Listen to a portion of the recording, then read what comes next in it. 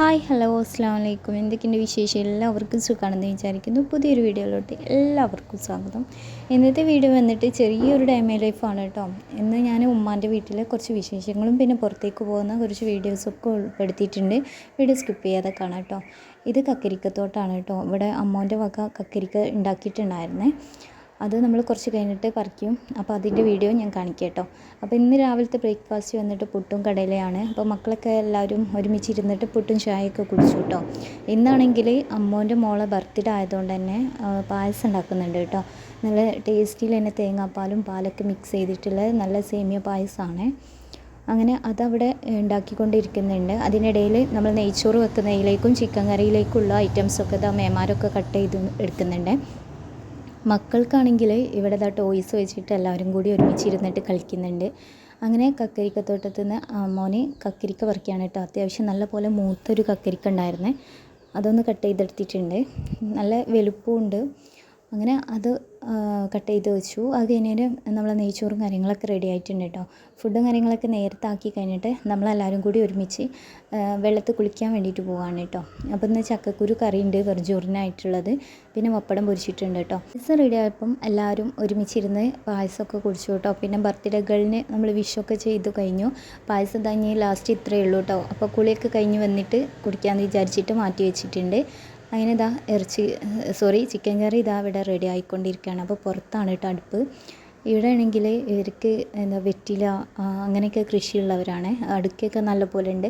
അങ്ങനെ അടുക്കൊക്കെ ഉണക്കാൻ വേണ്ടിയിട്ട് മീതനമേൽ ഇട്ടിട്ടുണ്ട് കേട്ടോ. ഇതാണ് കേട്ടോ ഞങ്ങളെ പണ്ടത്തെ തറവാട്. ഇതവിടെ വെച്ചുകൊണ്ടാണ് അമ്മോന് താഴത്തേക്ക് വേറെ വീടുണ്ടാക്കിയത് കേട്ടോ. ഇതിപ്പോൾ ആരും അങ്ങനെ ഉപയോഗിക്കലൊന്നുമില്ല. അങ്ങനെ ആയിട്ട് പോകുന്നുണ്ട്.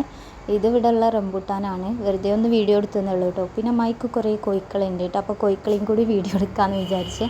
ഇവരൊന്നും തുറന്നു വിടുന്നില്ല കേട്ടോ.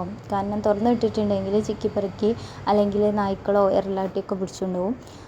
അങ്ങനെ അത് കൂട്ടിൽ തന്നെ ഉണ്ട് കേട്ടോ. കുറച്ചെണ്ണത്തിന് പുറത്തേക്ക് വീഡിയോസൊക്കെ നിങ്ങൾ കാണുമ്പോൾ നിങ്ങൾക്ക് ഇഷ്ടമാവുകയാണെങ്കിൽ എന്തായാലും ചാനൽ സബ്സ്ക്രൈബ് ചെയ്യുക. സബ്സ്ക്രൈബ് ചെയ്യുന്ന കൂട്ടത്തിൽ ബെല്ലൈക്കൺ കൂടി ഒന്ന് എനേബിൾ ചെയ്യുക കേട്ടോ. അങ്ങനെ ആകുമ്പോൾ ഞാൻ ഇടുന്ന വീഡിയോസിൻ്റെയൊക്കെ നോട്ടിഫിക്കേഷൻ നിങ്ങൾക്ക് മിസ് ചെയ്യാതെ കിട്ടുള്ളൂ.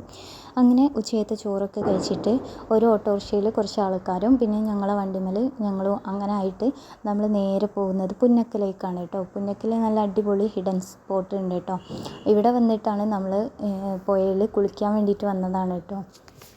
ഈ ഒരു വേനൽക്കാലത്ത് ചൂട് ആയതുകൊണ്ട് തന്നെ നമുക്ക് എൻജോയ് ചെയ്ത് കുളിക്കാൻ പറ്റിയിട്ടുള്ള ഒരു സ്പോട്ട് തന്നെയാണ് കേട്ടോ പുന്നക്കലുള്ള ഈ ഒരു പുഴയോരം. ഇത് നല്ല അത്യാവശ്യം നല്ല വെള്ളമുണ്ട്.